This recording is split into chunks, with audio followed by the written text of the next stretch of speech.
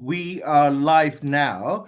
Good morning from England, and good afternoon if you're in Southeast Asia and also Far East. I think like that, those of our friends in North America would still be asleep.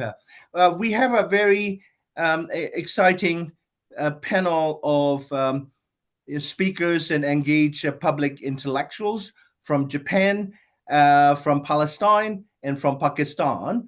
And the subject today um, directly impacts our life one way or another. And most particularly, it is impacting the lives of millions of Palestinians, both in Palestine and in diaspora, and as well as many of us who have conscience uh, and compassion, irrespective of our race, ethnicity, nationality, or faith or faithlessness.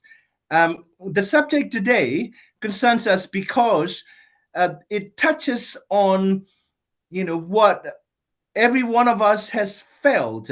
The European slash Western colonial empires that have dominated the planet for the last 500 years. And what we are living through today is the empire built by both classical textbook colonial regimes of Britain, France, Germany, Netherlands, and whatnot, as well as the European offshoots that we call white European settler colonies. At the moment, at the apex of this imperial structure, that suck the planet and people dry is the United States, backed by its European vassal states of Britain, France, Germany, and others. And the At the moment, its child Israel has gone at large, acting criminally, particularly towards the Palestinian people, and also posing the threat to the Middle East and beyond. As a result of this empire going amok, we have witnessed the close U.S. ally, Saudi Arabia, breaking away from this structure and striking a security pact with Pakistan that includes, or at least that is believed to include, nuclear deterrence because Pakistan is a nuclear power. So to discuss this issue and the wider, emergence of new anti-imperialist actors and forces, both on the street and at the state level. We have Senator Mushahid from Pakistan, who served as a minister of information, who had chaired, the Senate Committee on Foreign Relations, as well as, the China-Pakistan Institute, and he's also no mere ordinary politician. He was also a prisoner of conscience declared by Amnesty International in 2000 for his steadfast defense of human rights in a country such as Pakistan. And he is also the vice president of the International Parliamentarian Body, particularly the Committee on in Defense of Human Rights. And so it's an extraordinary he's an extraordinary individual that is more than qualified to discuss this. He will be releasing a new report today on the Pakistan, Saudi Arabia, and also the strategic implications for what is happening. And I'll let him open the panel, and then I will introduce the two other distinguished guests, Professor Michimi Muranushi and Rula Shadid, before they speak. Senator, the floor is yours, sir. Thank you very much, my good friend, Dr. Maung Zarni, and it's a pleasure to be speaking on this distinguished panel on this bright, sunny Sunday morning from Islamabad. And I would also like to recognize Madame Rula Shadid from Palestine, and Professor Michimi from Japan. And greetings to both of you from Islamabad. I think the topic that you are focusing on, Dr. Zarni, is extremely important because we are living in times of transformation and turbulence.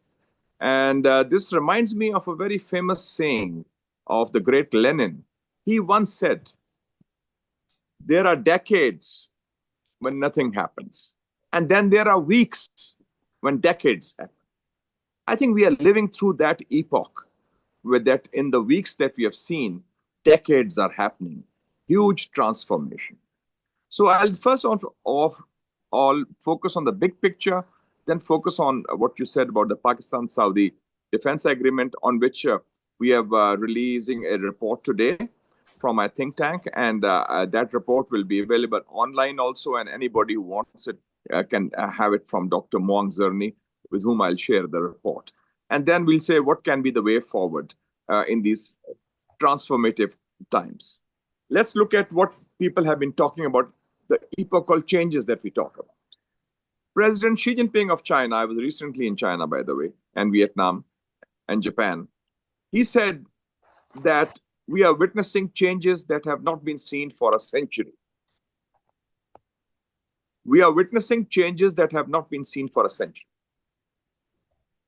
Ursula von der Leyen, the EU commissioner, she recently made a speech in April 2025, and she said, and I quote, "The West as we know it has ceased to exist." It's coming from the EU boss.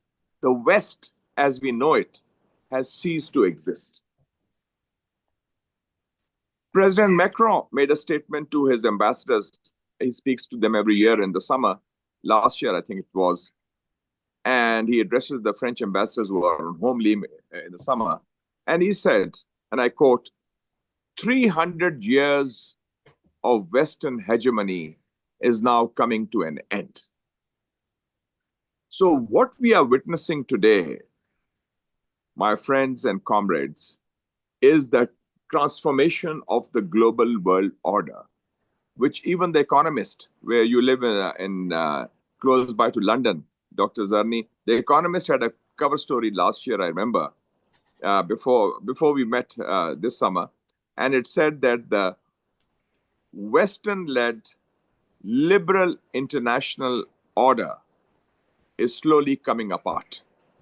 So this is the oracle has spoken, so to speak, because these are the mouthpiece of the Western establishment. So when we look, I think there are three fundamental realities that are important in these challenging times. And of course, when you talk of challenges, you also talk of opportunities. The decline of the West is irreversible. By West, I mean the United States of America and Europe. And President Trump knows that he is presiding over a declining America. Hence, the focus on Make America Great Again and so forth, because he knows America, the greatness that he talks about was there in the past. It's no longer the sole superpower. We are in a multipolar world, which requires a multilateral approach. So the decline of the West, the retrenchment of American influence in the world, and that was also one reason why Pakistan, Saudi Arabia have this defense agreement. So that's the first big reality.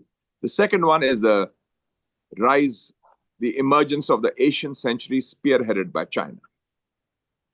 I think the American century, which was talked about a lot after World War II, and which came after the decline of French and British colonialism after World War II. They said it's the American century. I formally date the end of the American century to 15th of August, 2021.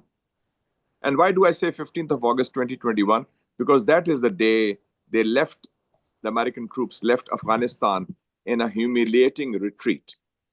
And that marked the formal demise of what was termed as the American century. And that now we are seeing the dawn of the Asian century. And I think that on 3rd September 2025, when President Xi Jinping hosted leaders from 26 countries of the global south, including President Putin and including President Kim Jong-un of North Korea, and displayed their military prowess, that also indicated that a new world order, an alternative world order is emerging. So that is the second big reality. The decline of the West is one, the rise of the Asian century and spearheaded by China. And the third one is a very dangerous one, the resurgence of fascism, of Zionism, of right-wing racism, which is very evident. And I think that what is happening in Gaza, in occupied Palestine, is worse than what has happened in recent history, worse than any Holocaust, because this is a live televised genocide being perpetrated by a so-called state, Israel, by its ruling group led by Netanyahu, and who's a war criminal, by the way. He should be in jail with the International Criminal Court with handcuffs. But anyway, it's unfortunate that we have these double standards. And so we have this world order, and there's also this right-wing racism, which we are seeing surfacing in different parts of Europe, in different parts of North America. And of course, it's very evident, even in next door in India, we have a very, that kind of a regime, which is based on a racist and a bigoted approach towards the other, as they call it. And Zionism itself is a form of racism and racist discrimination, and that is the official ideology of Israel. So these are the major trends that we see. And in the context of when we look at the big picture, so there's an inexorable, inevitable, and irreversible shift of global power. And the global center of gravity is moving to the global south. And China's rise, as President Xi Jinping said, is unstoppable.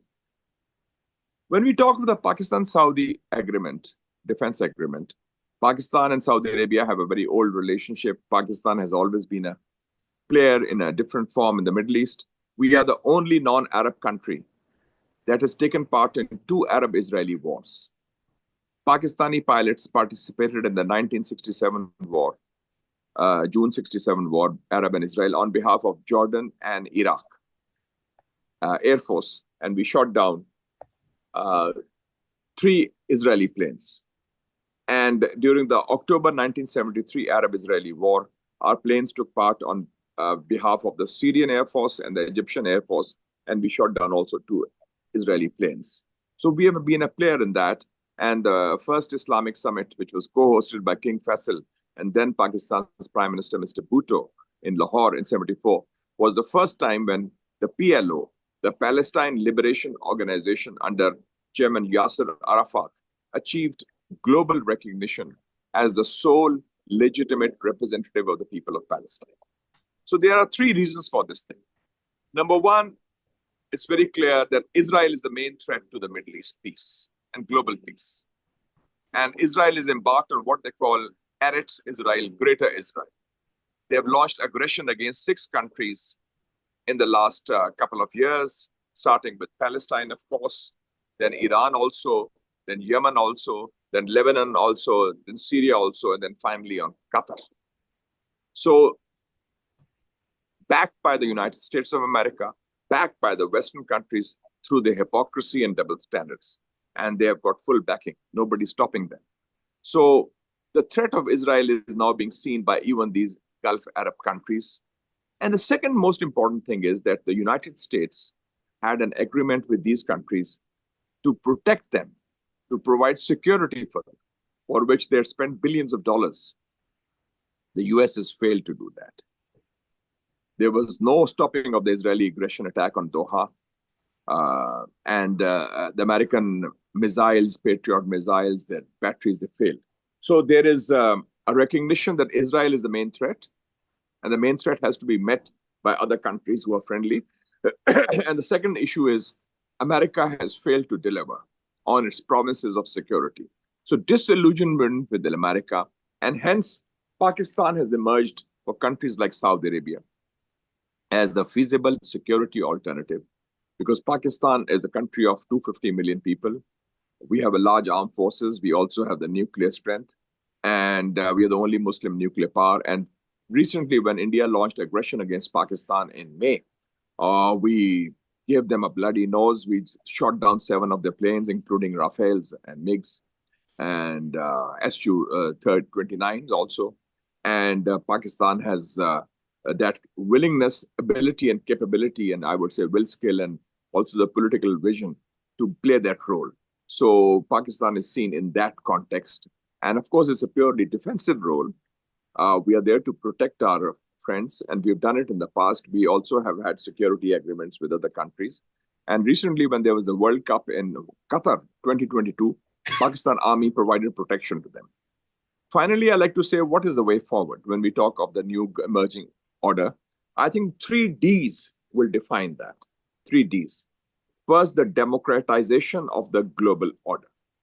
The global order controlled by a few countries or G7 or a very, if I may use, I'm sorry, but it's been a very white-dominated, Western-dominated, Western-influenced world order.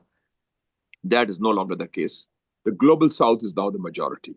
So you need democratization in the United Nations, in the world order where decision-making is diffused. One or two countries cannot do it. It's no longer the world of the sole superpower. It's no longer the unipolar world. So number one is democratization of the world order based on United Nations Charter and the international law. And the issue is not might is right. The issue is right is might. The second is the demilitarization of the international order. Because right now we have seen wars, conflicts, confrontation. After 9/11, the US has spent $8 trillion on killing people in the Middle East, starting with Afghanistan, Iraq, Syria, Libya, Somalia, Yemen. About 1 million people were killed, 30 million were homeless, 324,000 bombs, missiles, and drones were thrown on these countries, but the US still failed after $8 trillion being spent. So demilitarization. And the US has 800 military bases in the world, 400 of which, 405 are which in Asia. So we reject a new Cold War and we reject any kind of militarization of international relations. And the third area for the way forward, apart from democratization and demilitarization, is de-dollarization.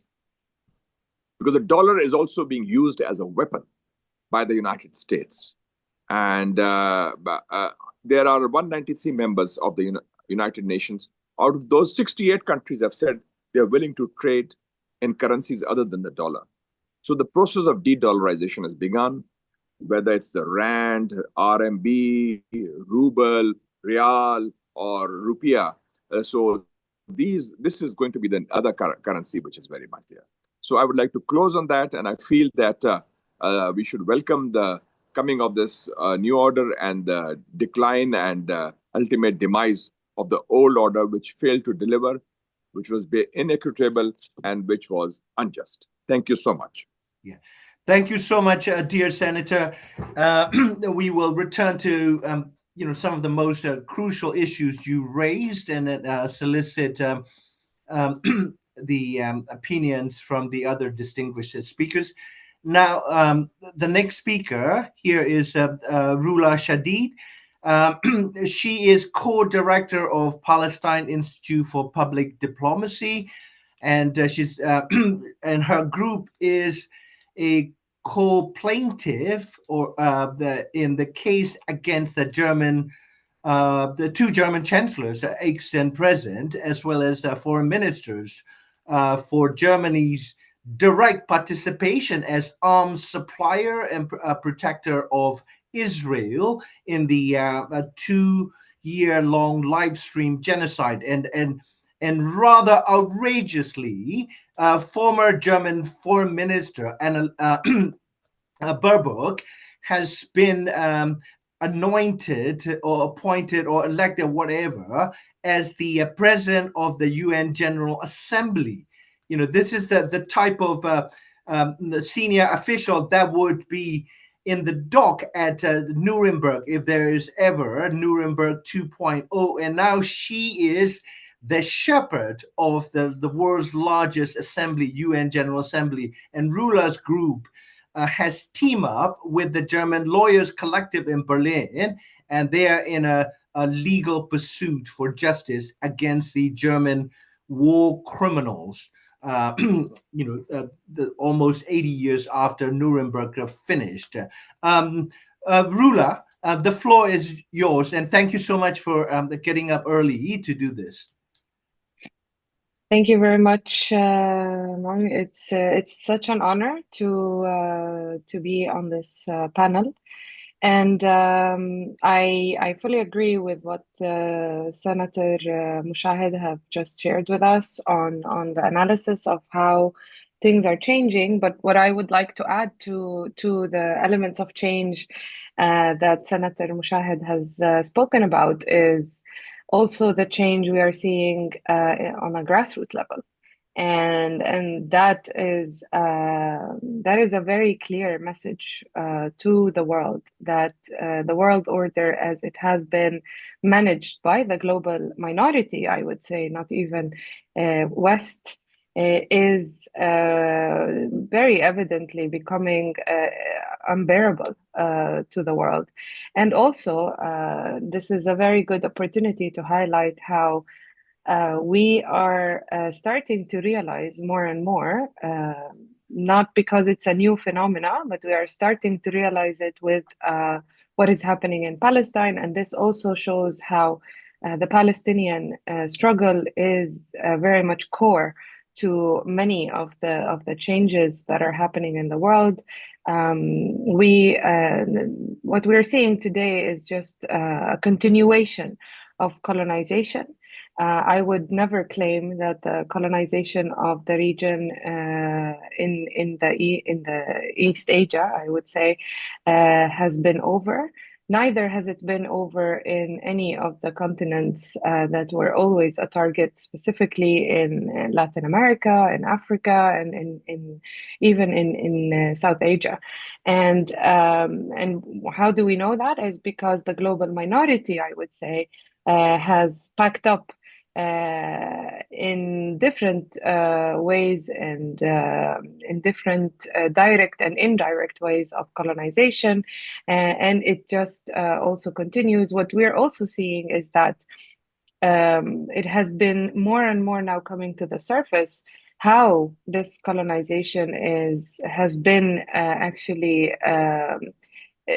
I would say rooting itself in continents around the world. So what we do at the PIPD is reviving the struggle around intersectionality and reviving the what we actually had as the PLO, as Senator Mshahed has referred to it. But I would say definitely today the PLO has a very different role than what it had before the 90s, before the early 90s, where it actually did have a very intersectional lens to building power and building alliances around the world. And unfortunately, the Oslo Agreement, or the Oslo so-called peace pact, has been one of the game changers into a very declined geopolitical alliances built by unfortunately, the PLO has moved away from building its relations and intersectionality with the world, and instead focused very much on the illusion of the United States that it have sold to the Gulf countries, especially Saudi Arabia, that it will work on the so-called peace and security globally. So I think the 7th of October, despite the fact that it is a result of continuation of colonization, starting from the British colonization, and now it's very, I would say, ironic to see how the U.S. has aspirations of actually appointing Tony Blair as the ruler of Gaza, to see how that pact continues today to be very close. And this is something that we should not forget, that the US and the colonization of the British were the main reason why the emergence and the strengthening and the continuation of the Israeli aggression and colonization of Palestine and the region has continued, and it also has fueled I would say the life of colonial Israel in our region, and it's the aggression against the six countries around us is only a very clear example of how that colonization is looking like. And also to highlight that I think what has also led to such a change, so in addition to the unprecedented genocide that we are also seeing in Palestine, and the acceleration of the annexation in Palestine, the acceleration of the very now unveiled colonial interests in the region, has also opened up our eyes to how modern colonization is looking like, specifically, I would say, in the area of where we have focused most of our expertise in Latin America, where, as you have seen,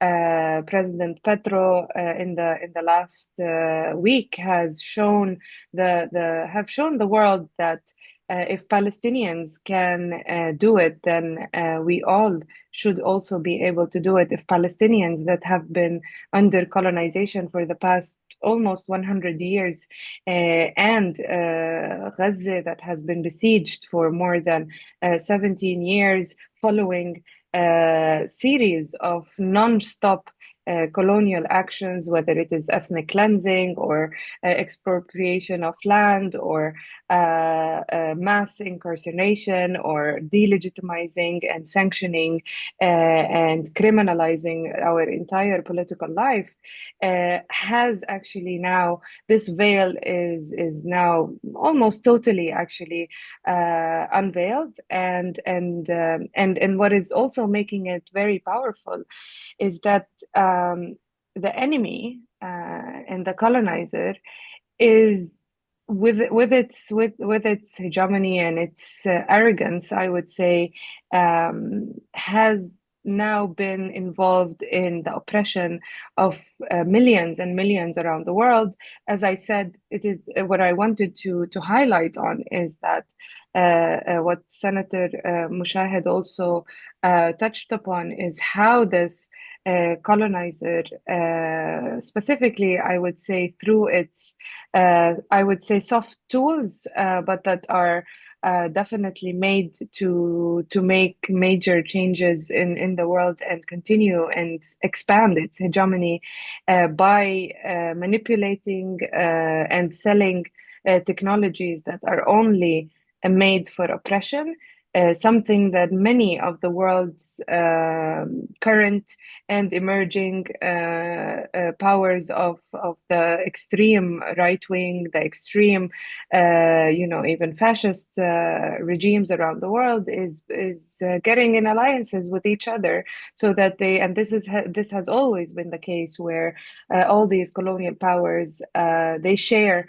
their playbook, and this is where we're saying that most of the oppression that is happening, let's say in Brazil, in Colombia, is very similar to what is also happening in Palestine, where technologies such as surveillance that is used for the attacks on any voice that is in opposition to current situations, where actually we have just recently also saw that Israel, for example, is causing the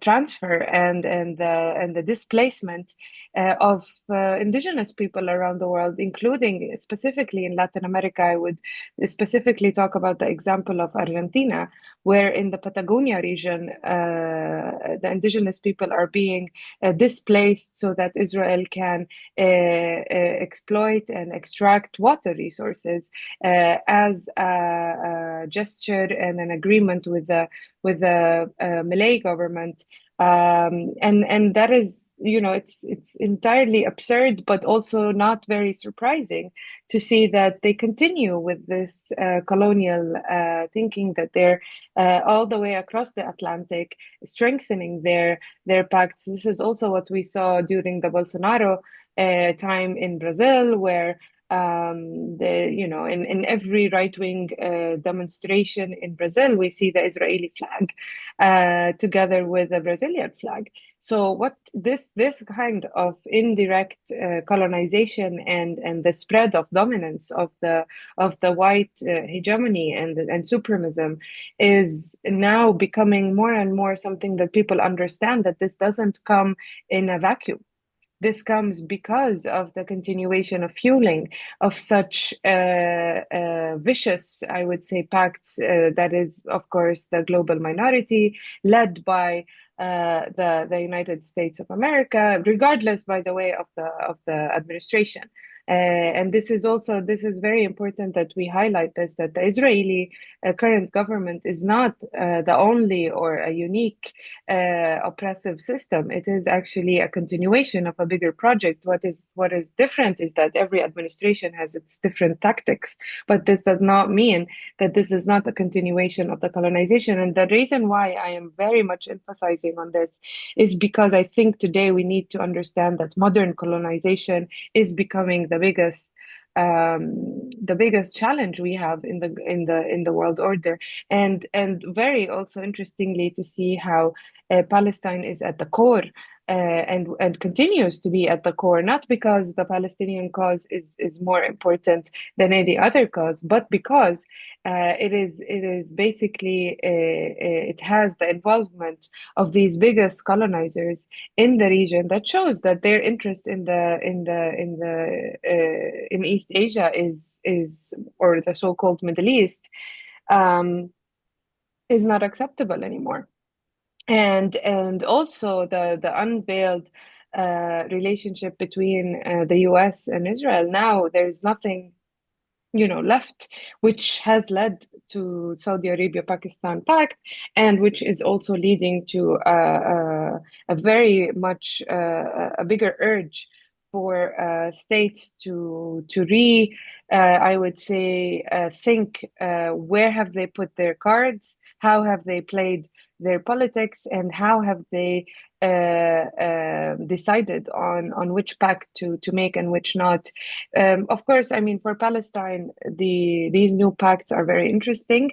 Um, the possibility and the opportunity to be seized, there needs to be a lot in place. Unfortunately, the Palestinian Authority is not the player it was during the previous leadership of the PLO. Today, the PLO is not, unfortunately, the one in lead, but the one in lead is continues to be the Palestinian Authority that has so many different equations, unfortunately, still relying that maybe the United States is going to halt or put pressure on the Israeli colonial state to end the genocide, to end the occupation, which is unfortunately a very, I would say, mal-informed decision. And this is why we are seeing that the strength of people, the strength of the civil movement in Palestine has a significance today. And it has shown that by its partnerships around the world, its allyships around the world, including actually allyship with states. So, in addition to the changes and the need for the democratization of the world, it doesn't now stop at being a rhetoric.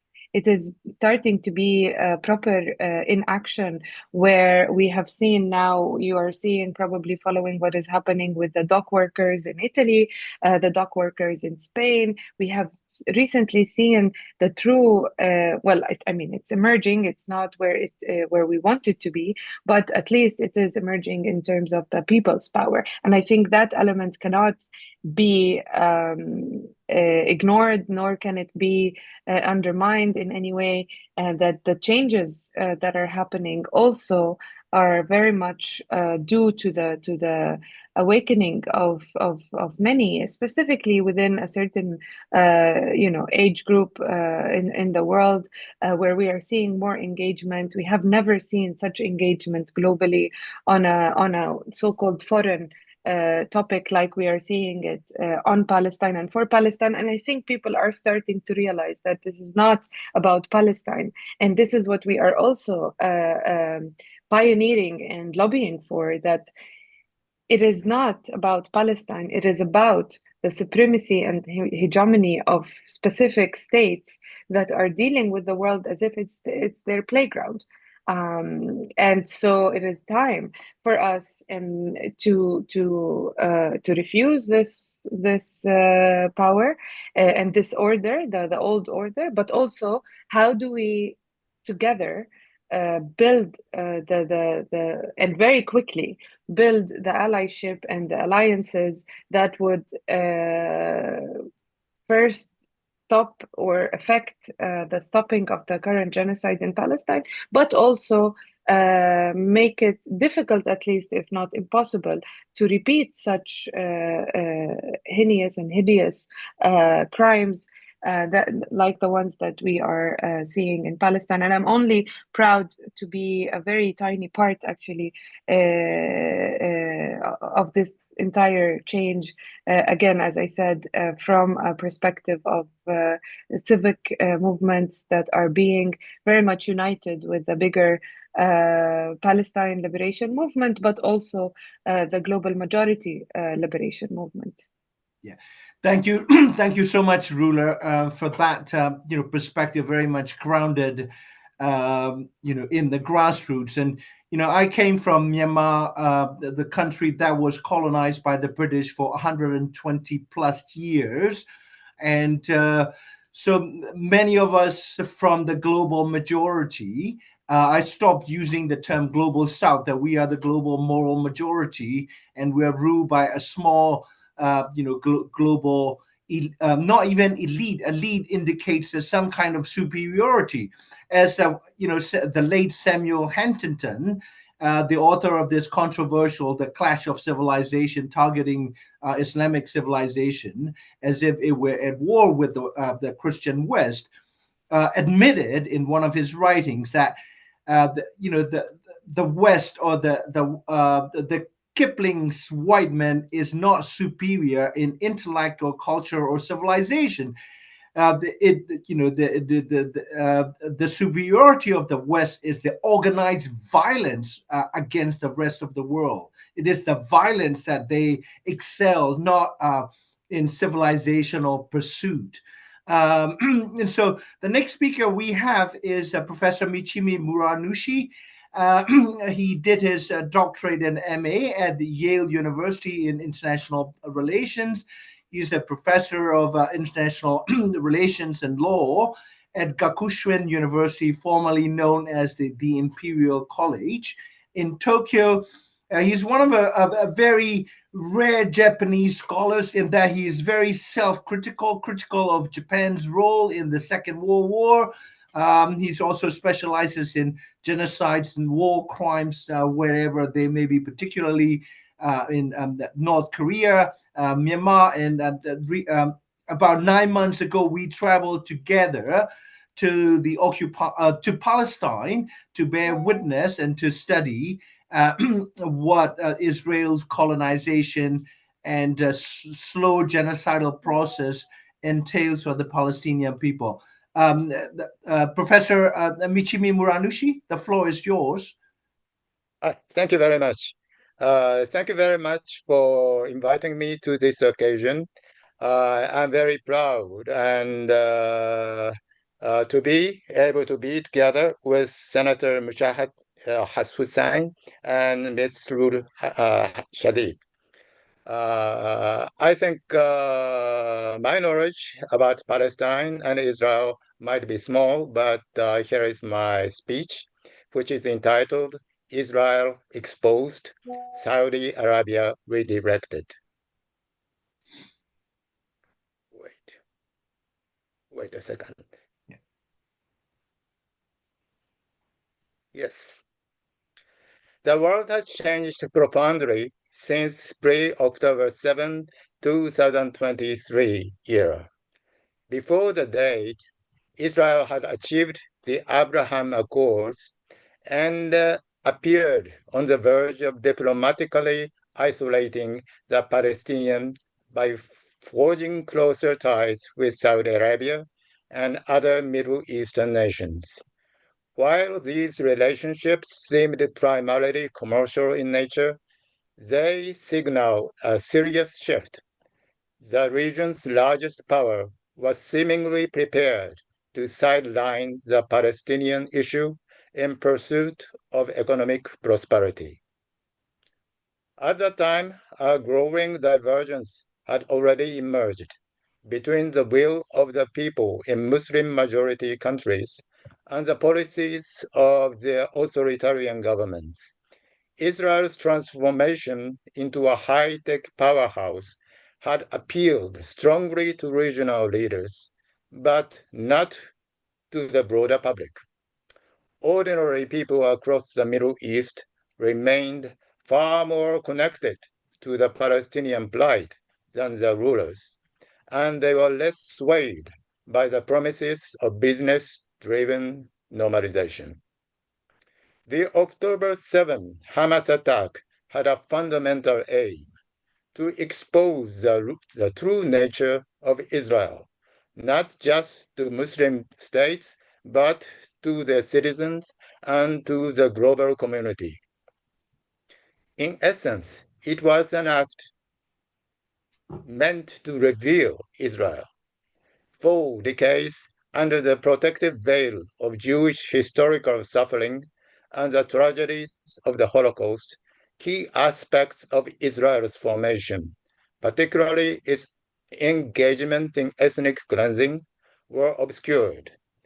The occupation of Palestinian land, long illegal under international law, was diplomatically masked by the Oslo Accords and other such processes. At an extremely high cost, Hamas managed to thrust Israel's actions into the international spotlight, revealing patterns of war crimes, ethnic cleansing, and acts many now identify as genocide. Several key outcomes emerged. 1. Israel's vulnerability was laid bare by the surprise of the October 7 attacks and its ensuing confrontation with Iran. 2. The genocidal intent of many Israeli leaders and segments of society became clear. Officials publicly dehumanized Gazans, erasing the line between Hamas and civilians. Songs celebrating Gaza's destruction circulated, soldiers shared, mocking videos, and widespread social approval followed. Phrases like erase Gaza were no longer uncommon. 3. The military conflict expanded into a multi-front struggle. Israel, instead of targeting one adversary at a time, chose to confront several simultaneously, thereby escalating regional tensions and exposing its own overextension. Authoritarian regimes such as Saudi Arabia likely recognize the danger of allying too closely with Israel while diverging significantly from their own population's sentiments. Although not yet renouncing the Abraham Accords, they found it necessary to demonstrate, both domestically and internationally, that they were not turning their backs on the Palestinian cause or the broader Arab world.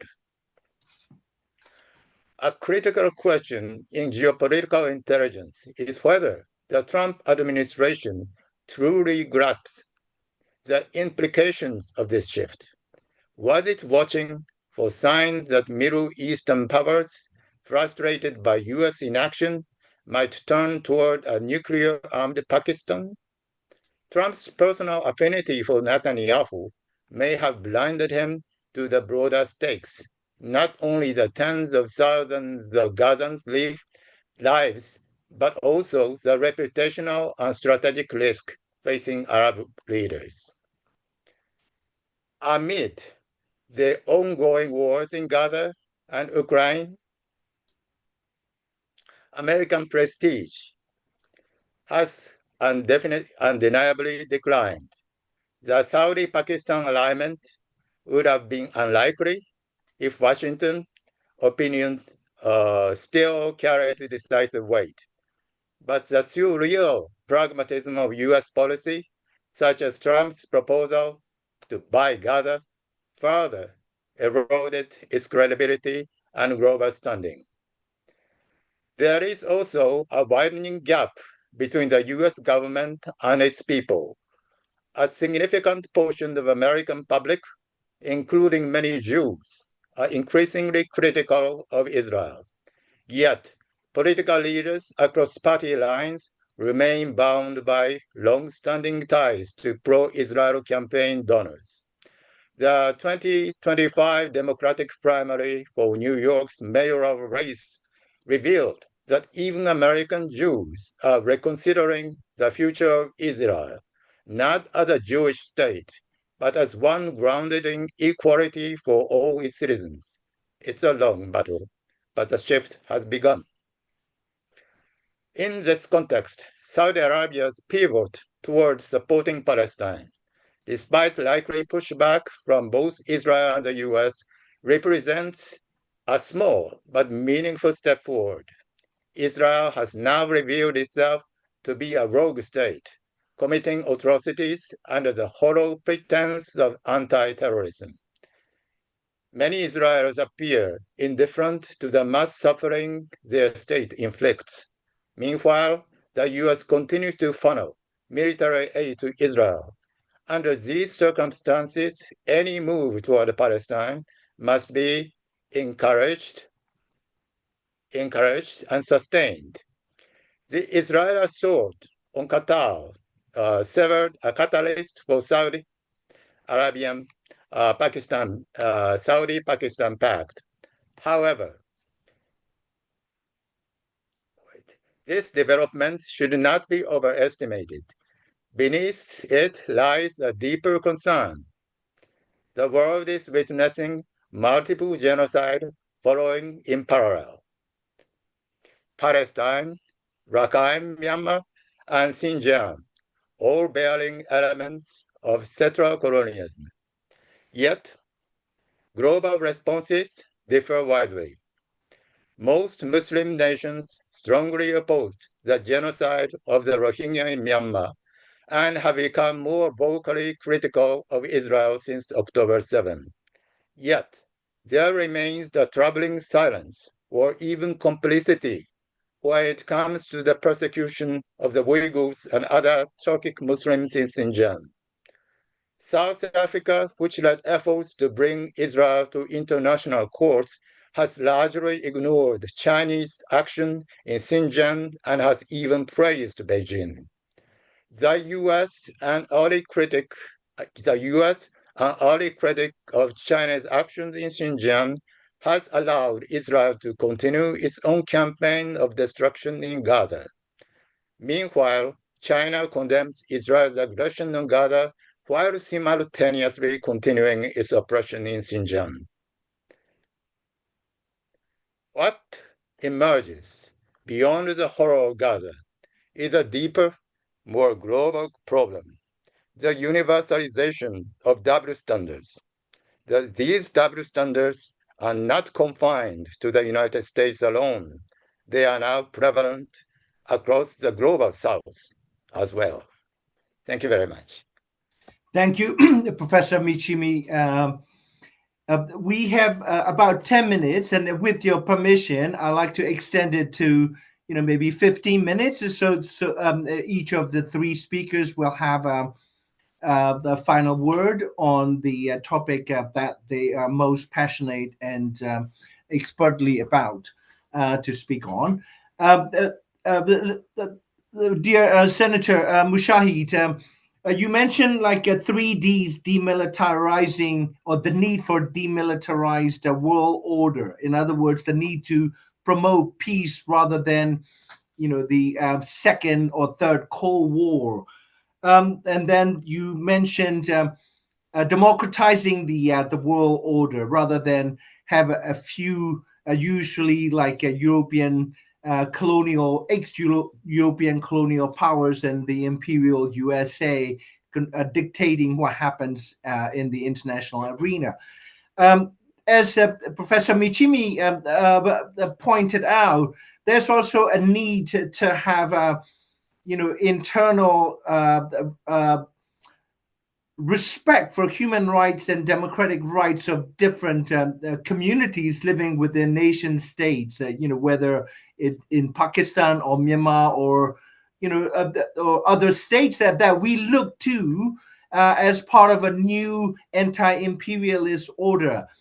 You grew up in part in Indonesia because your father was the military attaché during the time of Bandung Conference, Yeah. and so what we are seeing is it's um, in a way it's a revival of the Bandung spirit, if not in letters, among the states.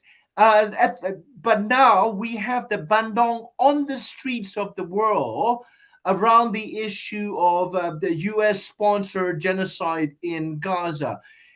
Would you care to comment on the two parallel processes? One was the universalist demand from below across the world for respect for human rights and human dignity, and another for the majority of the state to demand the dismantling of this, imperialist state order for a more democratic. How do we reconcile these two demands? States want to be treated as equal, and yet internally they tend to be, authoritarian towards different national communities over whom they preside as the holders of power in state.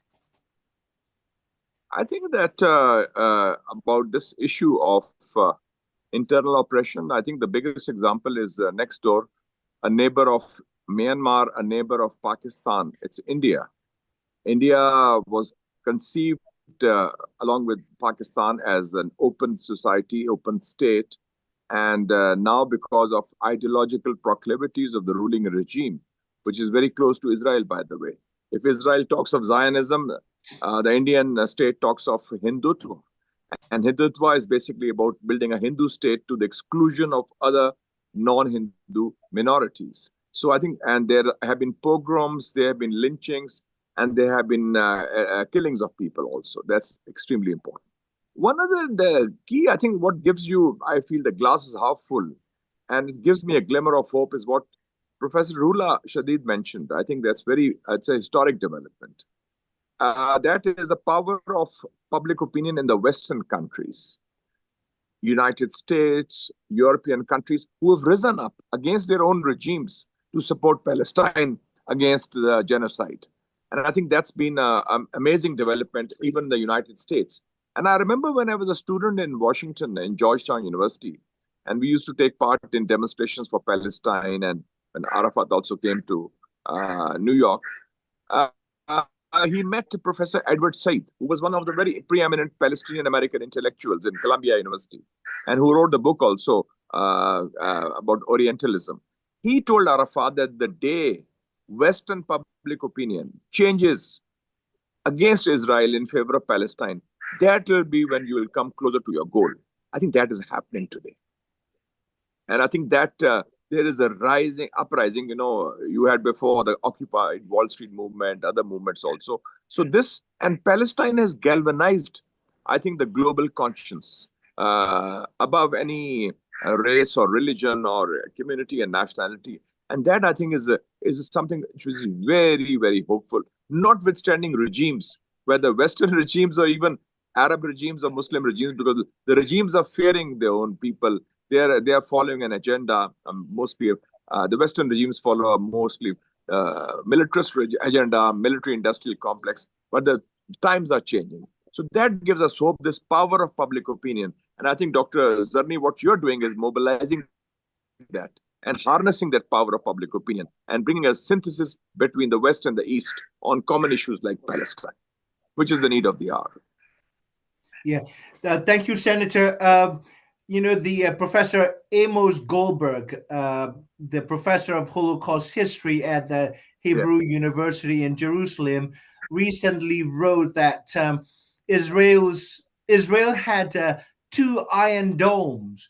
One was the literal iron dome that was penetrated by the Iranian hypersonic missiles, and so Yeah. that literal defense and the invisibility of this Jewish supremacists, the state that is in pursuit of Mein Kampf in reverse. Those are the verbatim words of ex-general Moshe Yalon, who was the defense minister in the Netanyahu's second government and also head of the Israeli Occupation Force, IOF. So this is the society that is pursuing Mein Kampf in reverse, as the former Yes. defense minister Very of Israel well, puts it. very well put. Yes, Very well put. and the second dome that Professor Amos Goldberg pointed out was discursive Iron Dome.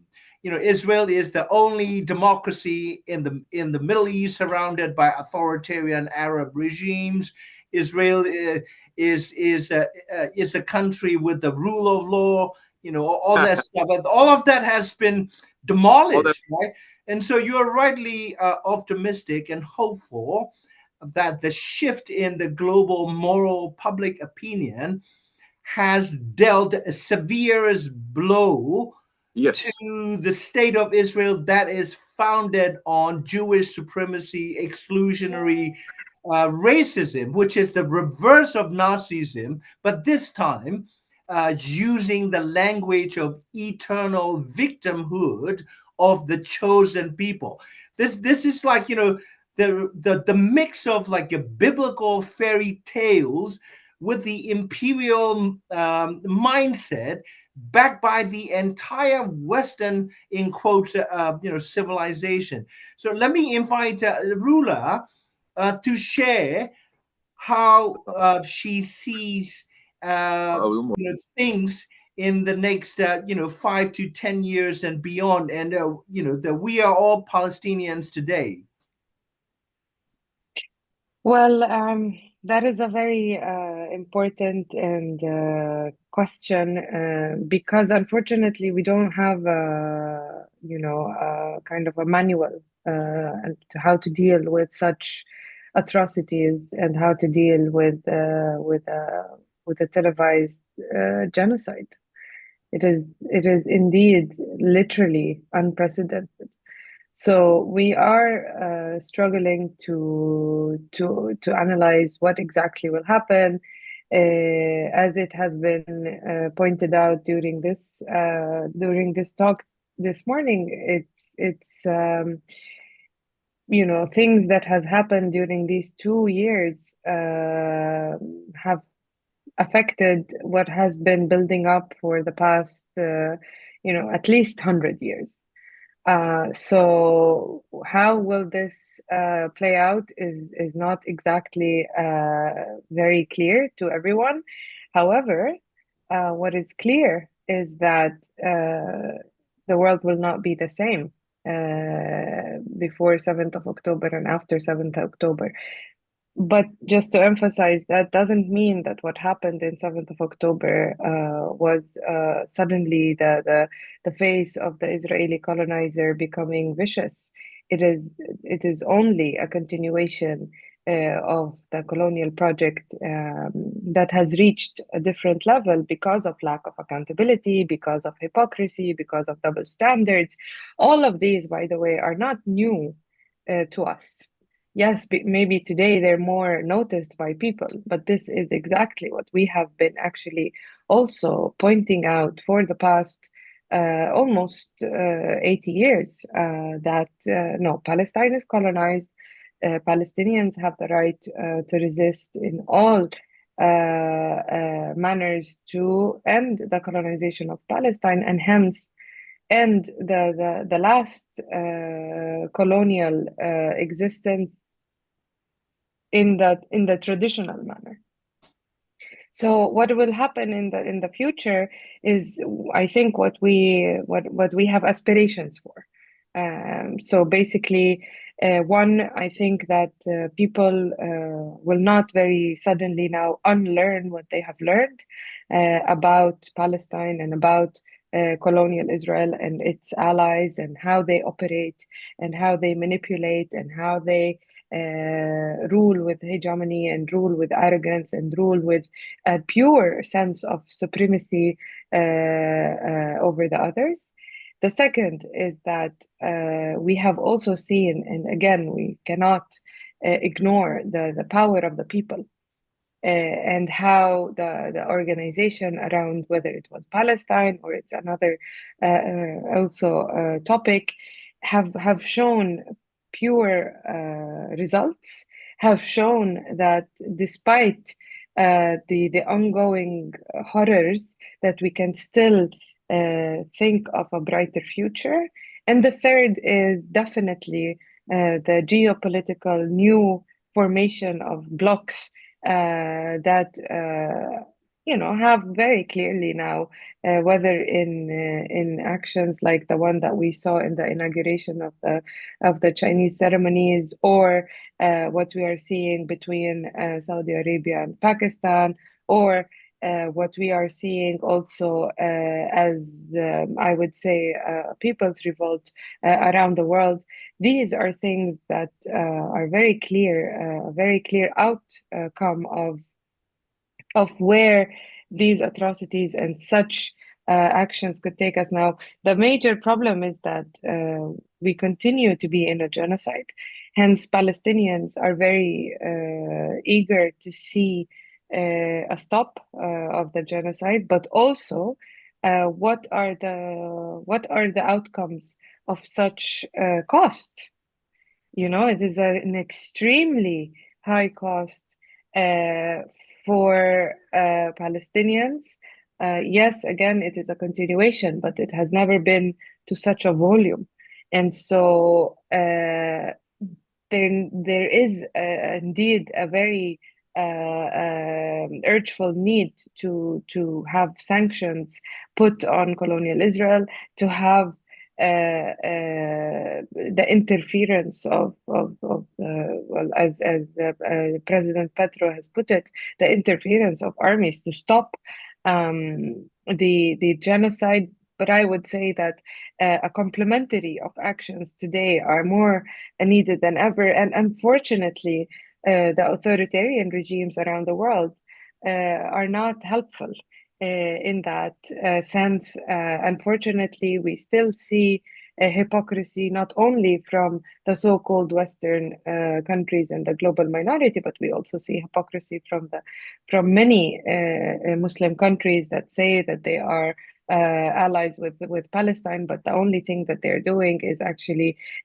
providing humanitarian aid and providing tents and medicines and so on. Not that that is not important, but actually the need for taking a risk today in actually being pioneering of ending the genocide, sanctioning Israel, taking war criminals to courts, and rallying around and behind these demands is very important, and everything needs to happen. And unfortunately, these states are not there yet.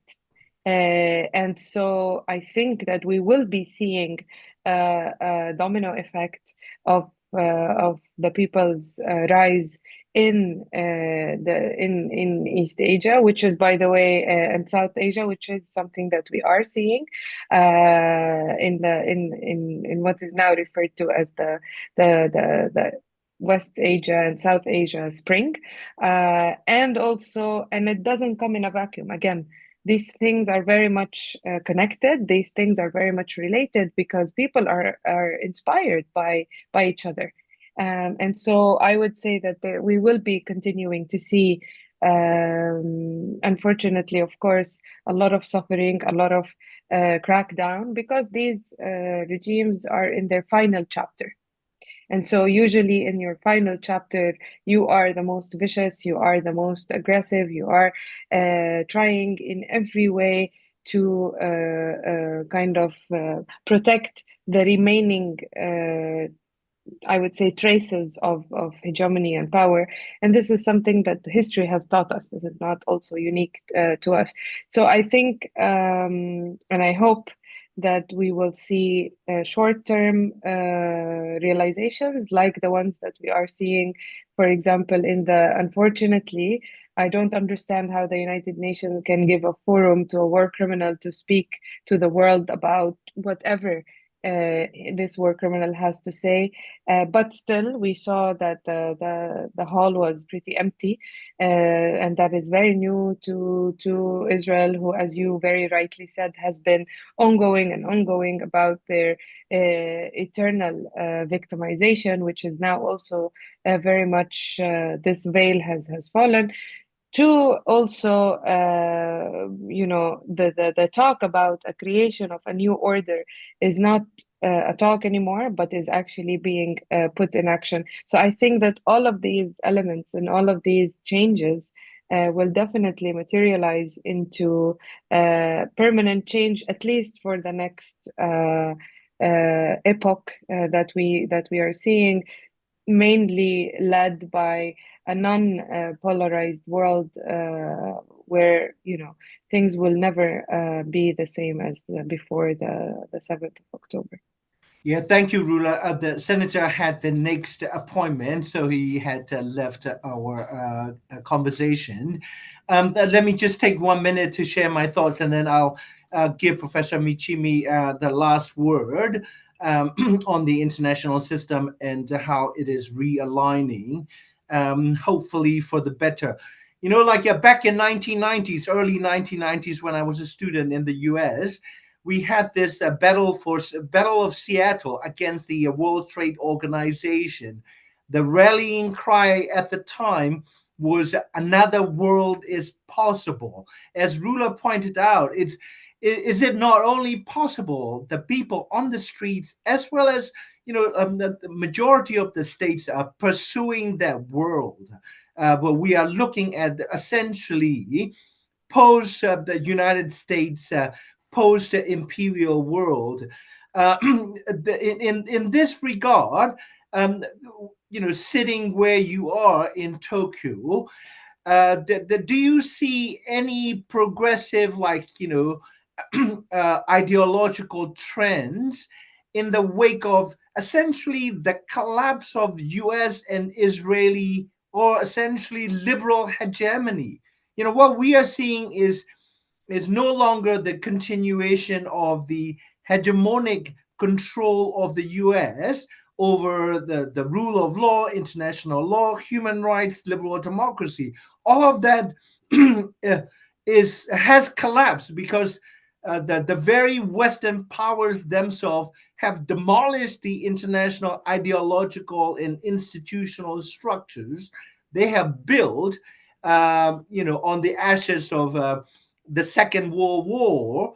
Can you share your thoughts on where the people are in Far East, the chopstick Asia, as we say, see if the winds of change might be blowing in the more progressive, more principled directions rather than, the sort of East Asian superiority. That's also another issue we need to address if we want a more equal order where every people is equal.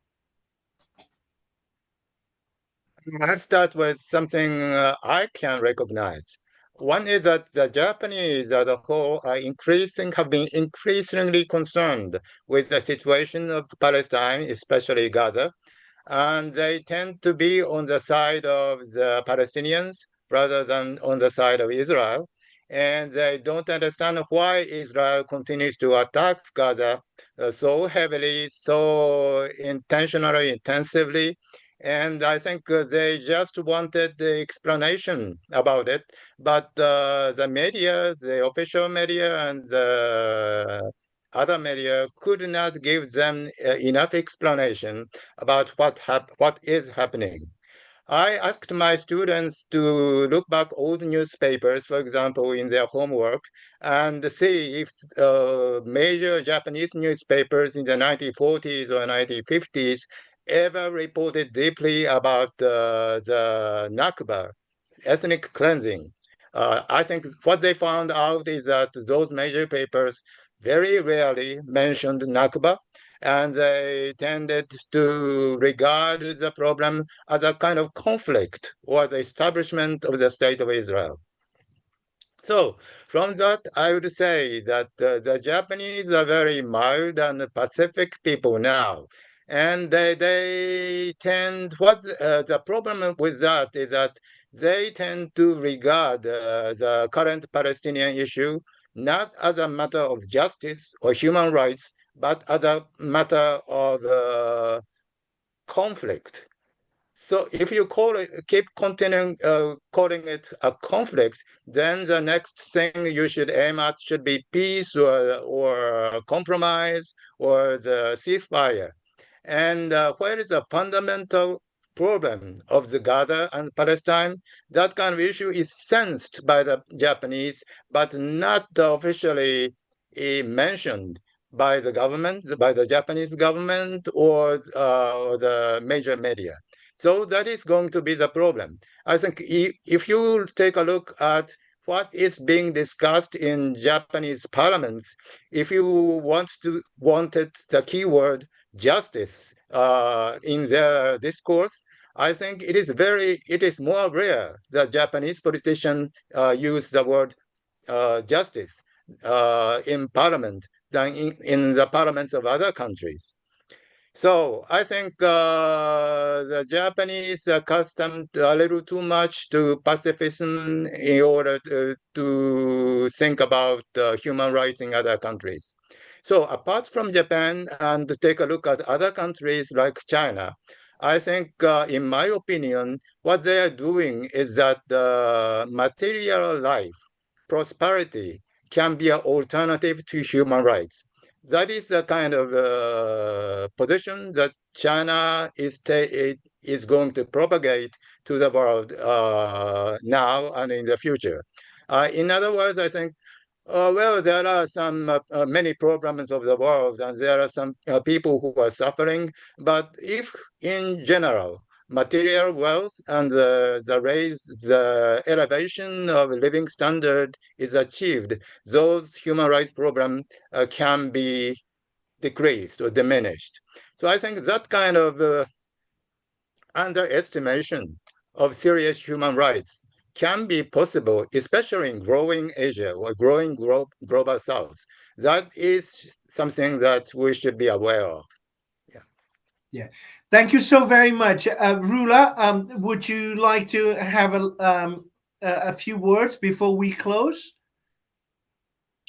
I would just like to see us focus on alliance building, on the continuation of recognizing Palestine as a colonized and the struggle for liberation, so that we stop using the paradigm of conflict and as Professor Michimi have just pointed out, it's very important to acknowledge the Palestinian cause as it is, which is a colonization, so that we can properly understand the treatment. So without a proper diagnosis, we can never know what kind of treatment do we need. And in our case, I think these kinds of collaborations, and thank you very much, Monk, for putting us in such.